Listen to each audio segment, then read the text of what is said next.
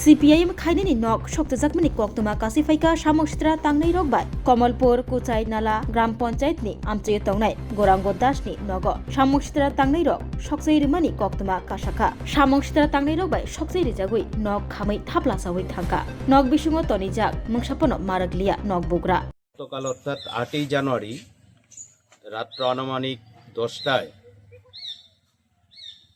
কমলপুর মহকুমার পশ্চিম কুচাই নালা গ্রাম পঞ্চায়েত তার একটি পাড়া মেথির মিয়া এই মেথির মিয়ার সমীর দাস গৌরাঙ্গ দাস দুই ভাই একত্রে থাকেন।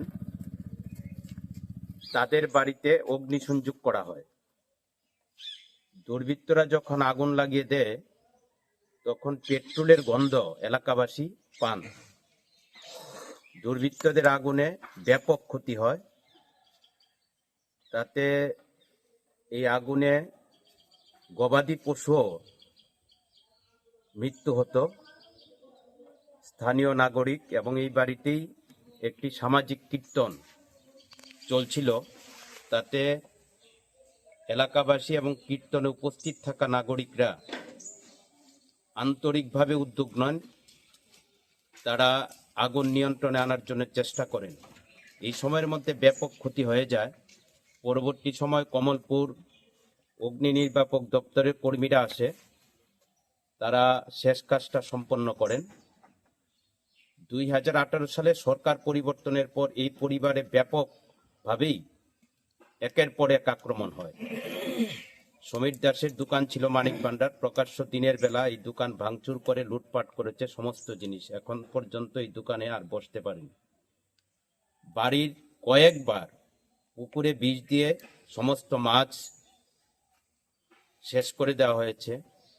বারবার কৃষি ক্ষেতে আক্রমণ, যে হাড়ভাঙ্গা পরিশ্রম করে রক্তকে জল করে তিল তিল করে কৃষকরা ফসল উৎপন্ন করে বাজারজাত করে পরিবার চালাবে, এই সুযোগ পর্যন্ত পাচ্ছে না। বারবার উৎপাদনের জন্য যে কৃষি সবজি এটা কেটে ফেলে ধ্বংস করা হচ্ছে। গতকালকে ভয়ঙ্কর অগ্নিকাণ্ড। এই ঘটনার গতকাল রাত্র 10টার ঘটনার পর কমলপুর থানা কর্তৃপক্ষকেও জানানো হয়। আশ্চর্যের বিষয়, এলাকাবাসী সবাই খুব প্রকাশ করছেন, দল মত নির্বিশেষে, জাতি ধর্ম নির্বিশেষে, যে কি প্রশাসন চলছে।